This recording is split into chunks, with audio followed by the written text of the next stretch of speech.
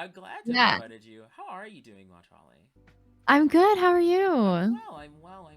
We have quite a bit of questions, and from what you said before, not as much time as I thought to answer them. But That's let's fine. go Answer over. what you can. Of If you can't course. answer all of them, we'll only cry for an hour. We'll only cry for an hour. Blood movie. How are you doing today? Welcome on in. Welcome on in. I hope you're doing well today. Xenix, thank you for following as well. Hello. But yeah, let me go over here. As you know, as if you guys don't know, Transmedia is a community is a show basically about coming over. That is a show about basically trans topics in around every single different, what do you call it, different news outlets for We talk about multiple trans people. We talk news. about trans news. I do want to watch more, go into more of the LGBT, area focus, and not just trans news. But, considering the two of us are trans, figured this would be an appropriate starting point. However, I think we're branching out a little bit more with Watch Holly here, who, if I remember correctly, I remember hearing you were lesbian, correct? I am correct. Yes. Ooh, well, first off, very cool, very based. Second, to start with the question for the whole, for the questions for the interview, when did you learn that you were lesbian, and how has that affected your viewpoint on everything right now? Yeah. So I just want to clarify, even though I am in the transmedia episode, I am indeed not trans. I don't think I'm the best person to answer a lot of questions, but I will definitely do my best with my experiences as being lesbian. But for me, I think I always knew that I was lesbian. I just didn't have the vocabulary for it. I grew up in kind of the deep South, and I didn't even know that was an option that you could have. And so I found myself be very attractive to women and just not know what to do with those feelings. Whether it was TV shows growing up or just like people surrounding me, I just had no clue. It was the classic, oh, I just want to be them. I don't want to sleep with them. I was also young, so I wasn't thinking about sleeping with them really, but it was just like that kind of concept, you know.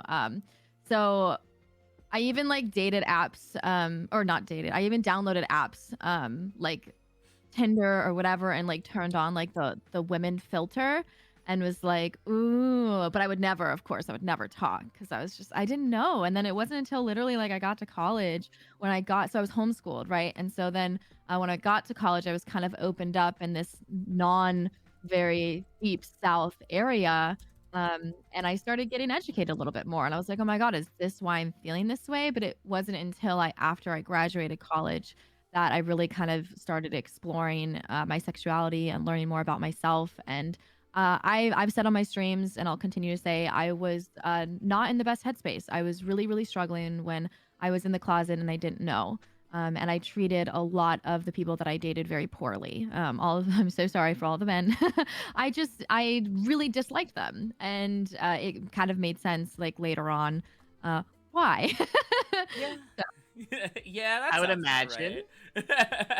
I'm sorry about that happened to you, though. I'm sorry that you were in the best headspace when it comes to college. But I definitely hear from your voice now that you figured yourself out a little more. You're definitely a bit happier. Probably not perfect. Definitely a bit happier than you were before, I assume. Oh, totally. Yeah. Like, I feel like I've become the healthiest version of myself now, and I treat other people with respect, and like the people that I'm dating, I value so, so much. So, yeah, it really 360'd, you know?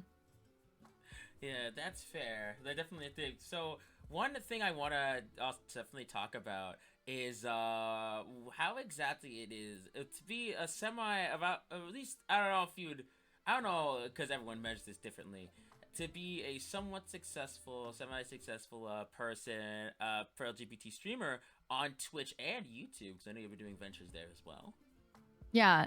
When I read this question, it specifically said like, "How's it feel to be a successful Twitch YouTuber and streamer?" And I was like, That's I'm so honored that you would even write that." I Oh, just that's not like even I am a thing at this point. Honestly, from what I've seen, I would never think I would be where I am right now at this point. So at when it comes to my own original goal, it feels like I've succeeded in that thing as well. So while I don't have, freaking viewer, like, I don't know, a ton of viewers, or like even like, something like 20 or something like that, I'd say I'm pretty freaking, I'd be successful in what I've been doing so far.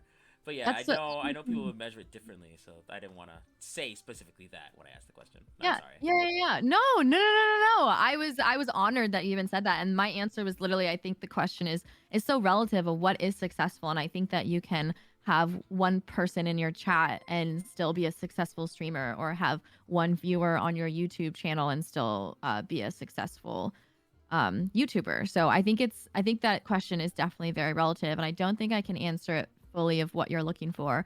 But I think if the more and more that you grow, and the more that you're in the light, and I think that has a lot of pressures that come with it, and it's so easily you can get canceled so easily, even if you have good intentions. So there's more semantics, I think, that comes with it the more that you kind of grow. I feel that, especially with the canceling thing. Being in like the VTubing space right now, where it's pretty young, honestly, the amount of drama and stuff that goes down there on like Twitter and something is just surreal. But yeah, I could definitely. I love the answer there. You did, like, for not knowing how to answer, you did pretty well. Not gonna lie. Thank you.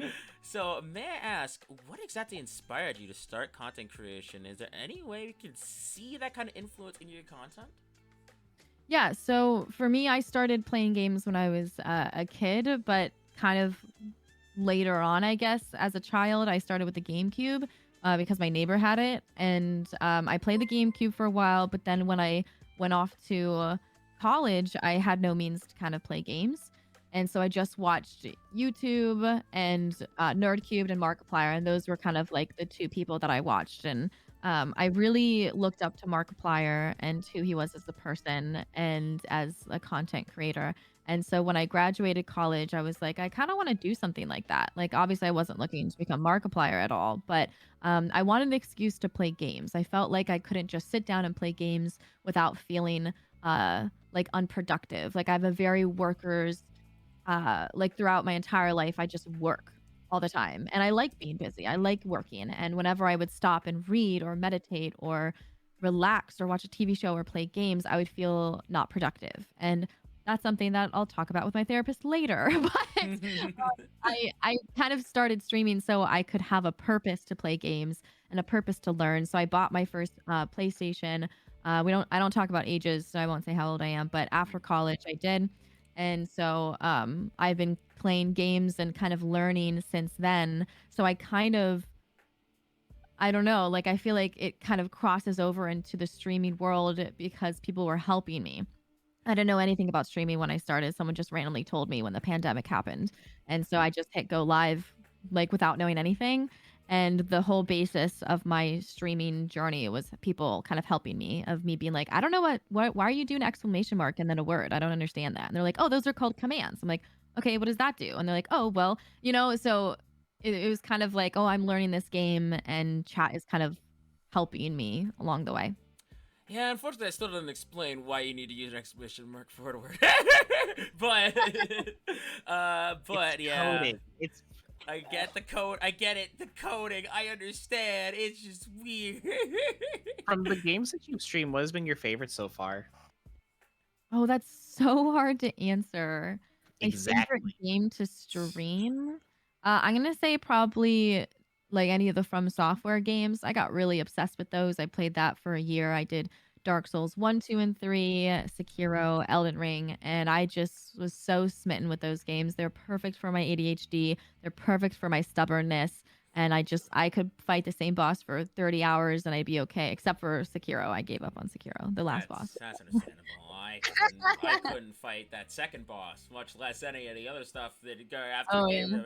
It's like, it was insane. But yeah, I get it. So I will make sure to note that in my head canon, you will now be known as the Queen of Five Nights at Freddy's.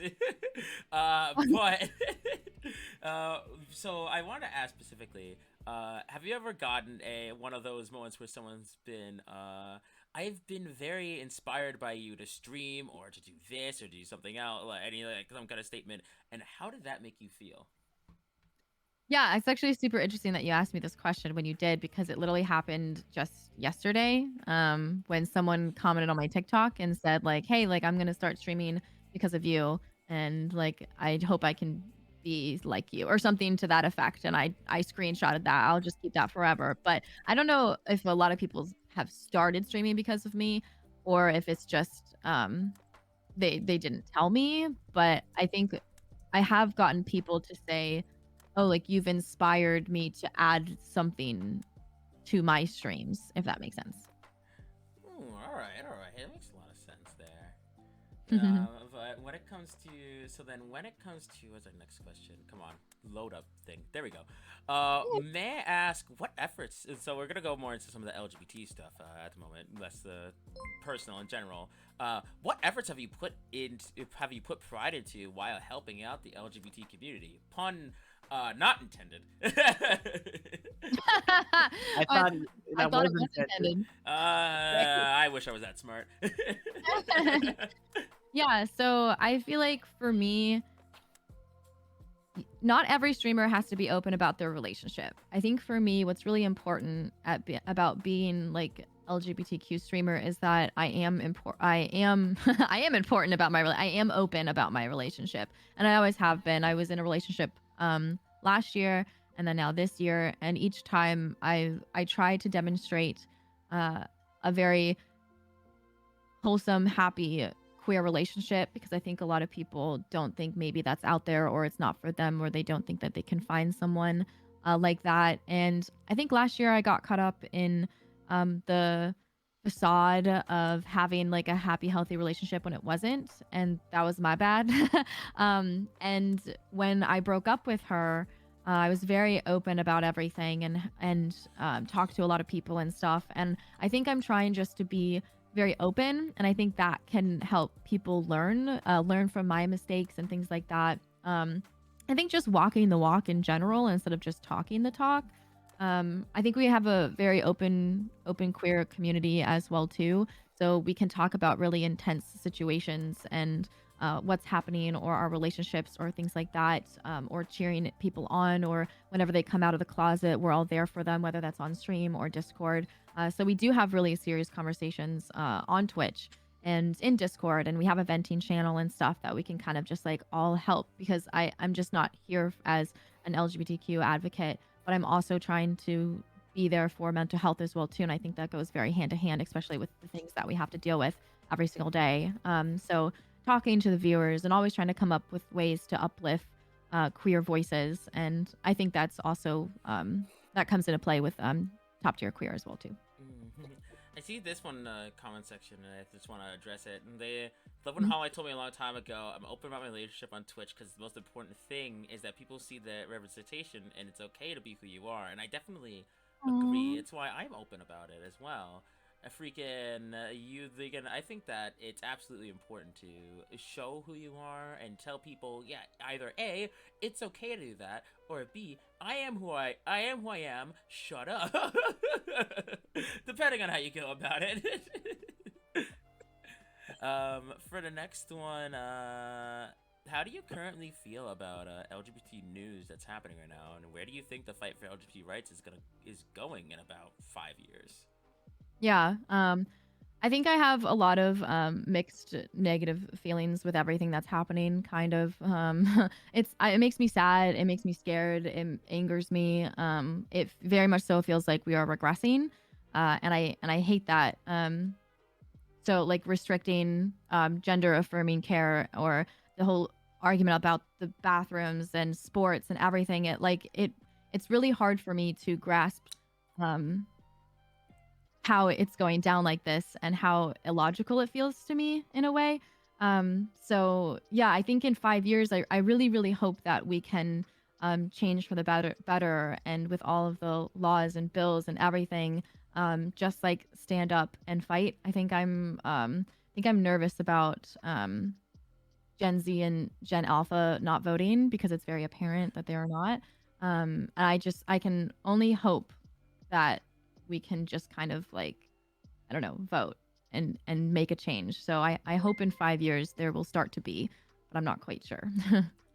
Absolutely. As someone that's been talking, yeah, we've been me and me have been talking about a few of these issues on the Transmedia show itself, because some of them being directly targeted towards the community or whatever. But it's been an entire mess when it comes to people just coming over and being like, especially when it's, what is it called, an office full of people that just want you gone. It's be like, all right, now is the time to strike. Go go.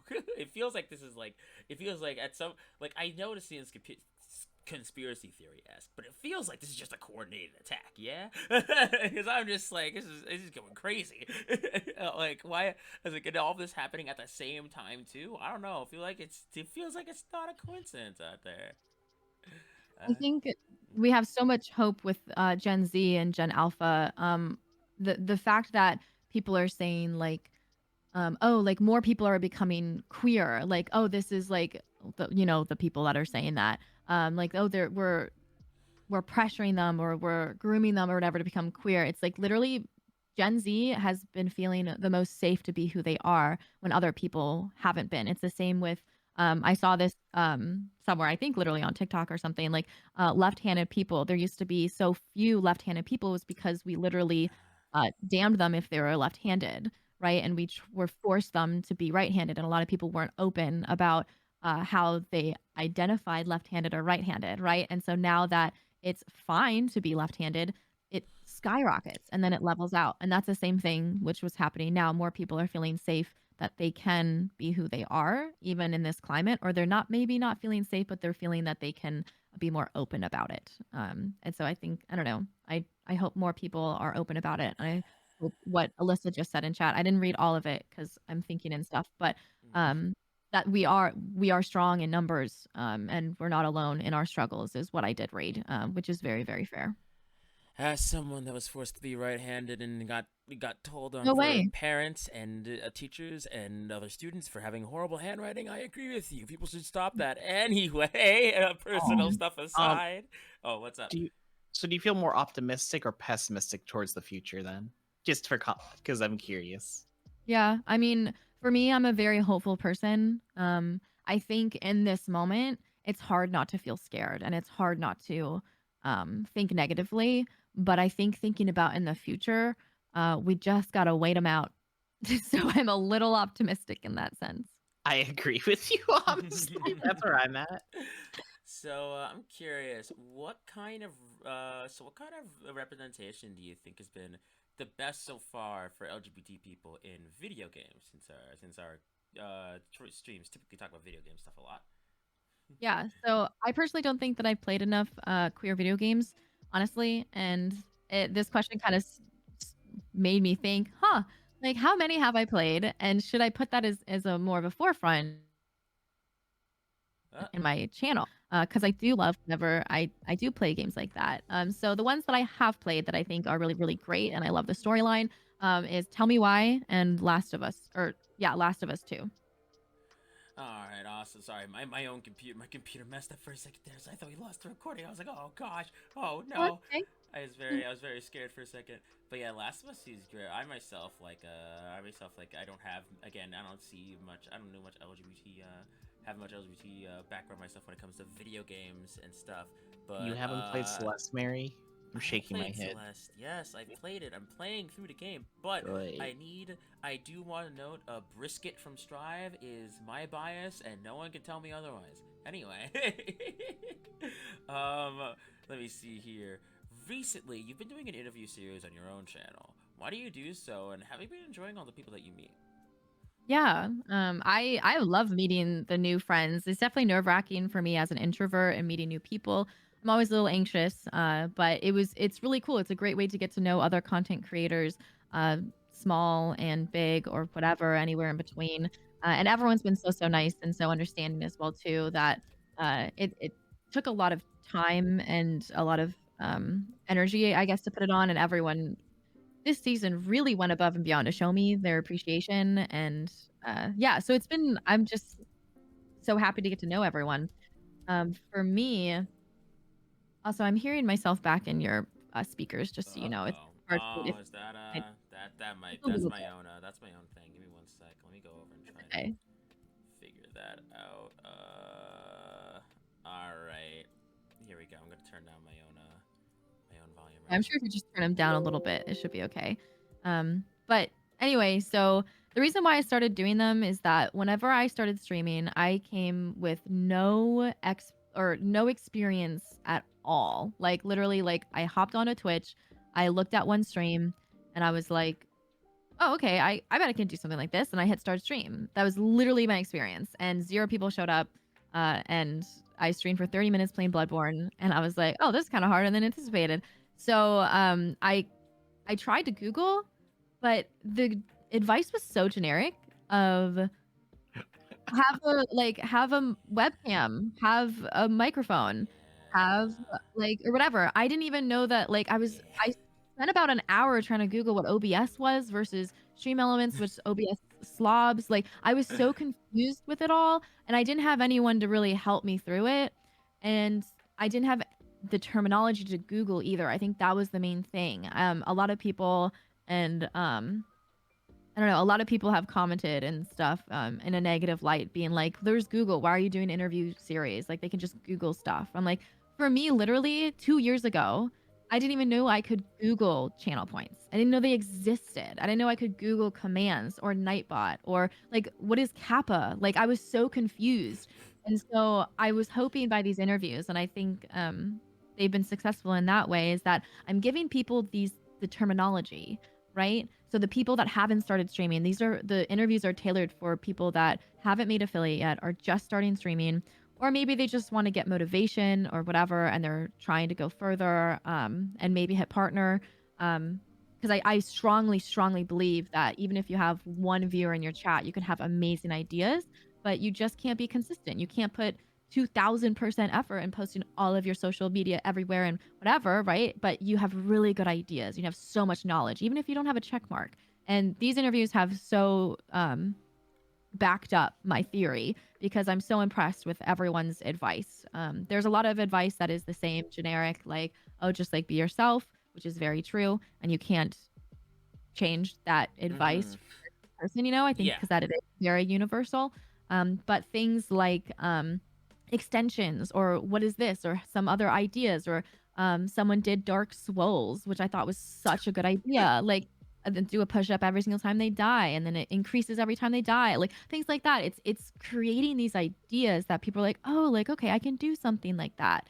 So yeah, so the goal was to help out Holly from 3 years ago and give her that resource that she didn't have, but now for other people. First off, Dark Swirl sounds like a ton of fun. Second off, the whole Google thing, there is a reason why YouTube videos for stuff exists. Sometimes when you're looking stuff up, you just can't find stuff. It's unfortunate, but it happens. But yeah, I definitely like the intentions behind your interview series, and I've seen some of them so far. I like them a lot. Thanks. Yeah, we had 63 interviews last season, and we had 76 this season. So there's a lot. Wow. Good. Yeah, here we go. So next one, you definitely seem to carry a bit of an energy about you. Your content seems to be very bombastic and energetic. How do you get and keep up that energy?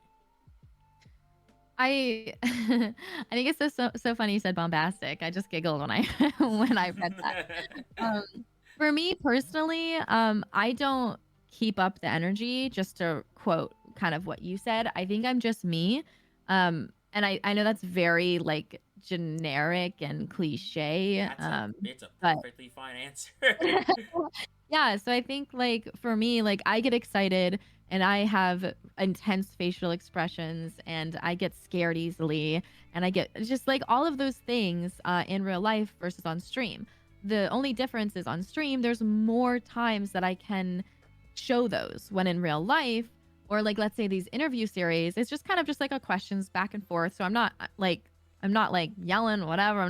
I can't get scared. Like, what, I don't know, like exciting things happen, but not like, whoa, like, I don't know. So I'm just like kind of myself. I hype myself up with like music because I'm so excited. So I will listen to like, and if you watch the beginning of my streams, you can hear it's always intense hype music. So I like doing that. But just, yeah, very cliche. Be yourself. Don't try and keep up with energetic streamers, because there is a niche for the cozy, calm streamers. A lot of people love those. Absolutely, and honestly, it's fine. It's like being yourself is definitely a way to like being yourself in your situation, no matter what. Just don't. I definitely don't fake your energy because people can see through that one for things like commentary and stuff. For like commentating fighting games and stuff, you definitely have to have moments where there's moments where you're energetic, there's moments where you're calm, and you can't force it because the viewer will notice that, and that's Mhm. not gonna work out. Yeah. But all right, and if you don't mind, we're about halfway. I think we're about halfway through that hour. Yeah, we're doing actually RNG. pretty good. I've been trying to keep my answers really short. But So may I You're doing ask, great. why did you so moving on to things like for Top Tier Queer in particular, Mhm. why did you create the Top Tier Queer program in the first place, or you and whoever else made it? Mhm. Yeah, so just to kind of give background, Top Tier Queer is a kind of an award program where you can apply online. First, there are nominations and then applications, and then kind of like a showcase stream. We're giving away $1,500. I guess I've been saying cash, but I guess I can't, like, depending on where they are, like, I can't hand them physical cash, but I guess I meant PayPal, and that meant the same to me. Anyway, so I'm gonna give them money, like dollar bills for them, and then around up to $3,200 worth of streaming equipment, whether that's headphones or it will be headphones, microphone, keyboard, mouse, camera, things like that. Go XLR or not Go XLR, a Stream Deck. So yeah, so I originally thought of the name first because I wanted, and it's just been me, by the way, to answer if there's other people, but it's just me. Um, I thought of Top Tier Queer as the name first because I really wanted to do something by uplifting queer voices. And I had about $500 saved of my own money that I want to give back. And I don't really know how to do it. And so it was in my brain for about like 6 to 8 months of trying to figure out exactly how I was going to do this. I met with Stream for a Cause, who I've been working with for 3 years now, and they're so, so great.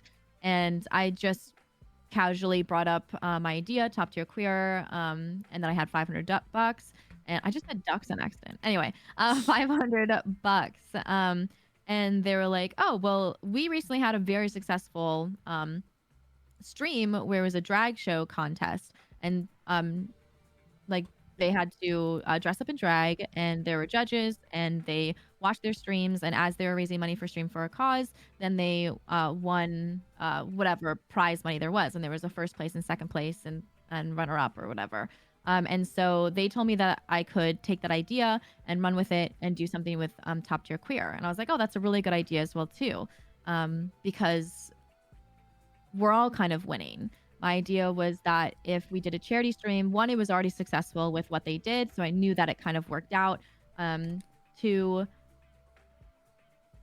doing charity streams is you don't do it for yourself, and I thought that was a great way to show, oh well, if you're going to raise money for Stream for a Cause, which has a lot of queer charities that they give grants to. Might as well do that, and their little cherry on top is you could possibly win this jackpot prize. So I started coming up with that. I replicated what they did. I put documents together. I asked about judges, and $500 seemed great, but I was like, I want to change someone's life. I want to give them like a whole streamer overhaul, because if they're going to do something that is uplifting queer voices, I really just want to give them the means to do so. This is the person that doesn't have a camera that really wants one, or this person that has really a bad microphone. It just doesn't sound great, and so not a lot of people are tuning in because their camera, or their microphone peaks every 5 seconds or something. So I was hoping that I could give all of this to someone who really deserves it, but is doing their absolute best to uplift queer voices. So I started reaching out to sponsors and stuff like that. I did pitch decks, and I would have meetings with brands. I probably met with like 30 different brands and stuff, and From there, I was able to have like 4 sponsors hop on, and we were able to, through everything, get what it is now of $1,500 instead of just the $500 that was my own money, and then the all of the equipment as well too. Awesome. So That's really incredible. Thank you. But yeah, so I think that leads into another question because you mentioned the charity stream before. I was gonna ask what was motivation behind the mandatory charity stream in May, and why did you later on remove the requirement? Yeah, so originally, like I said, we were going to do a charity stream so we can level the playing field of everyone. A lot of people do their kind of own form of content, and a charity stream is kind of giving the judges something tangible that we can judge. And the drag show was so successful that we thought that it would be just a great kind of crossover sort of thing. Everyone wins by just raising money in general. So no one should go into the charity stream of being like, oh, well, I'm only raising money to get the bag, because I don't think like we have bad actors that would do that, but I really don't think so. Not in the queer community. So yeah, so that was kind of the goal. Is that kind of like I said, the cherry on top was kind of a cool prize that you could get. When we announced it on the first day, we had 40 people immediately apply, select dates for the charity stream, and a lot of people emailing me and everything saying how cool it was, and they were honored to be nominated, and people were tweeting about it, and it was really cool. And then the next day, on day number 2, we started having some very loud voices of you shouldn't force people to do a charity stream for your own charity. That it's bad. It's bad to do that. You're asking marginalized voices to work for free. And in my eyes, I understand that the people are upset they had to do the charity stream. And I was in New York, so I didn't have access to a computer or anything to change it right away. And I was trying to explain that no one had to participate in the charity stream if they didn't want to, or they could, if they didn't want to win a prize, then they can still participate in the charity stream and not win the prize if it goes against your morals or anything. And it just, the voices were very loud. And so on the 4th day, when I was able to get access to a computer, I said, I hear you. I will change it to no charity stream. And we can just do a portfolio. We did a portfolio or video submission because some people don't like to be on video, even if they're a streamer. And so I didn't want to just be like, oh, submit this video. And I always am nervous whenever I have to do a video because I have to memorize or whatever. So I wanted to give them an option, an either or. So they can do a portfolio. We called it an advocacy portfolio, where you just kind of put everything down that you think that you've been a good advocate for LGBTQIA+ community, whether that's tweets, whether that's blogs, whether that's your volunteering, fundraising, your charity streams, clips on your streams, through education or whatever, or you can do that in a video format as well too. All right. So, may I ask you, what exactly is TopTierQueer's end goal? As I said, the end goal for me is that I wanted to give back and kind of help this one person, give them something to stand off, give them a foundation to continue their efforts. If they are a fantastic advocate, if they are doing their absolute best and they just don't have the means to do so, because we were all in really, like, finances are super tough. And so if I can give them that and they can make Twitch a better place, like, that's what I want. That's a really good bit. You are a very admirable person. Can I say that? Oh, thank you. You're a very admirable person. Jeez. There's, I need to work on myself sometimes, dang. No, you're perfect. Yeah. Do you think that you're going to be doing something similar to the TopTierQueer scholarship again? And if not, what's going to happen to your program after the money's given away? Yeah, so as long as I'm streaming, TopTierQueer will continue to grow and hopefully become bigger and bigger each year. I'm hoping to do first, second, and third place as well this year. I wanted the top prize to be I wanted it to be a lot, and I didn't want to divvy it up between first, second, and third, because like I said, I did want to give that one person the foundation that they can use all of this money and equipment for to be the best. Um, I don't want to say the best version because they're already pretty great. It's just giving them like kind of a leg up, I guess, something that they wouldn't have had before. So yeah, the goal is just to keep on helping more people as long as I'm streaming. That makes sense. Yeah, I really love that. I really love that about the whole thing. You are the thing is, you definitely seem to want to just look at the best in people and see what exactly they can do if they had the finances to do so. So to go in and trying to give it to them. Yeah. So next up comes in. Do you? Because I've seen you said it was just you made it, but there definitely are multiple judges on the Top Tier Queer panel going over to give this stuff over to the people. Do you say you would get along well with them? Yeah.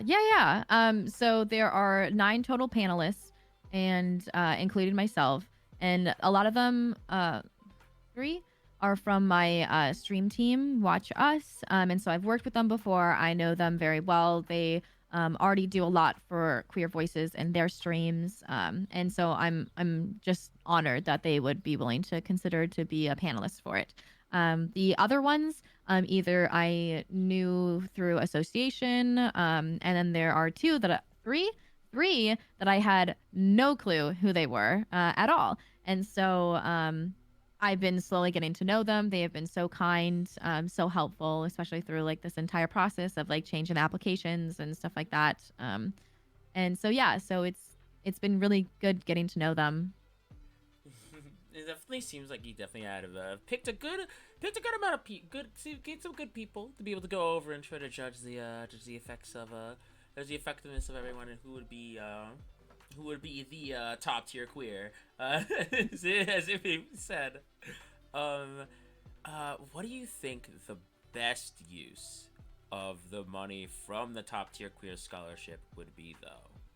Aside from just if it is the whole thing for having someone get a jump start on the streaming equipment and stuff, that's good as well. But it's like, because you mentioned that earlier, but like, if there is anything else, what do you think would be?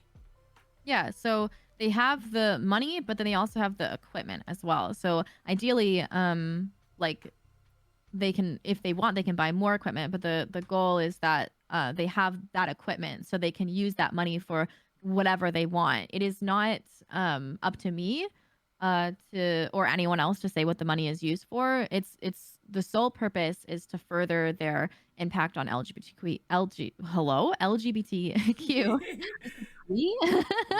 Look. There's sorry, my bad. No, go ahead. I was gonna say, look, at this point, the thing is, so what is it? LGBTQIA2S plus, and I'm just like, sometimes it's like I love it. At the same time, it's sometimes too much for me to remember. Wait, when did we add the 2 S's? That's Two-Spirit. 2S. Yeah. Okay. I misheard. Okay, thank God. My bad. Yeah. Anyway, so they can use it however they want. If they're in a rough situation and they're not going to continue to stream because they can't turn on their lights anymore, they're going to lose Wi-Fi. Please use that money to pay your electricity bill, your internet, whatever. So I don't care what they use it for. Just continue to do whatever they need to help uplift queer voices. I heard quilt bag recently and I like it. What in the world? Oh, that's so funny. What the heck? That's one heck of an acronym, but you know what? It's easier to say than LGBTQIA+. Easier to say. Oh, so you know what? Fair enough. But I don't like change, so... In any event, so we've gone over a thing for 47 minutes. How long do you have until you have to depart us again? Yeah, I have the hour. I can be here. All right, bet. I'm curious. Is there any chat questions that we want to be heard from for Watch Holly, or does Lumia have anything they want to ask themselves?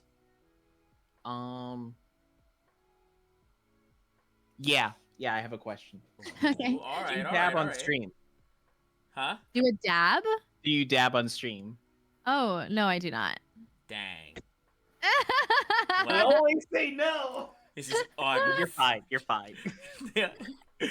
They always say no. Luckily for me, I have my PNG right now, so no one can see if I dab on stream. Dabs. I dab every day. This model can't dab, unfortunately. The model can't dab. This is why we hide. This is how we hide that we're cringe. Don't worry about it. It's fine. It's fine. You it's try fine. to hide your cringe, I show that I'm cringe. You know what? Understandable. But yeah. I think that there's nothing else that's being asked right now. So the last thing I'd wanna ask is if you'd like, is there anywhere we can find you, and is there anything you'd want to promote and work on to the wonderful people here today? Yeah, I'm Watch Holly. That's with an IE. It's just my name. I'm found on that everywhere. So Watch Holly, YouTube or TikTok or Twitter, Twitch. I'm all the things.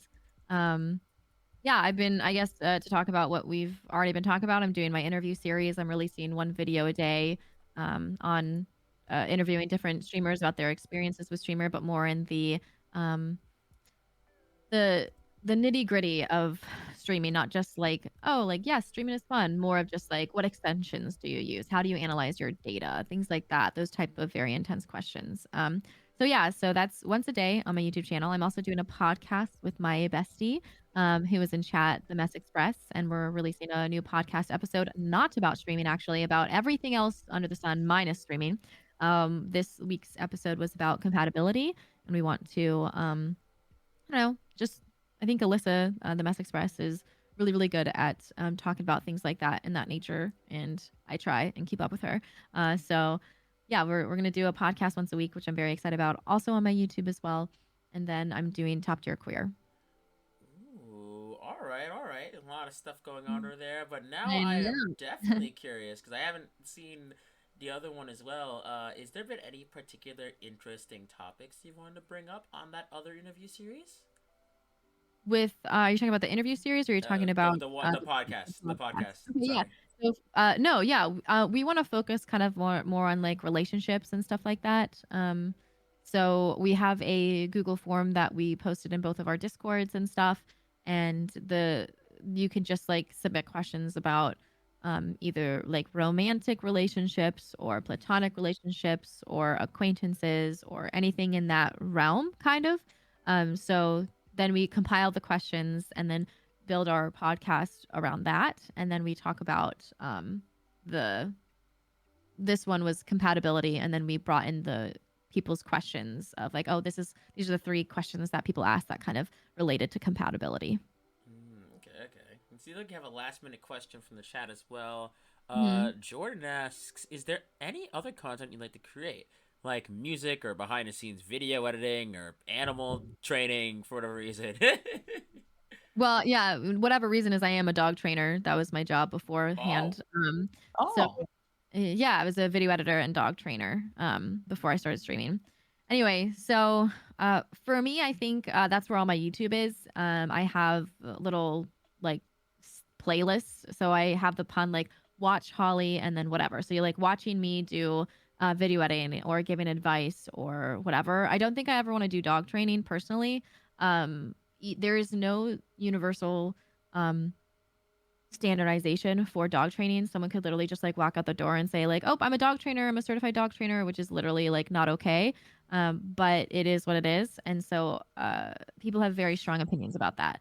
And if they're not going to pay me the $100 an hour that I charge to train their dog, then they're not going to take my advice seriously. So not going to do that. I did do a dog training stream, which was very fun, and I was nervous about it, but a lot of people appreciated it and had fun with that. So maybe I'll just do more dog training streams or anything in the future. But yeah, I had video editing one on my YouTube and like kind of lots of other stuff. I don't know if I'll do music, but I do want to get into the React content. I think that'd be really fun. Cat trainer I sing can for Zuko when also I'm paying not his I can't train. That's my cat, Zuko.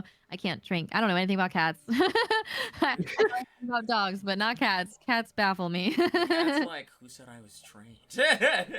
No, yeah, he's not. The cat trains you. You don't train the cat. Exactly. Exactly. But yeah, that was I was interested. I didn't know that was where the whole Watch Holly thing came from. That's very interesting, a naming scheme and really Well, creative.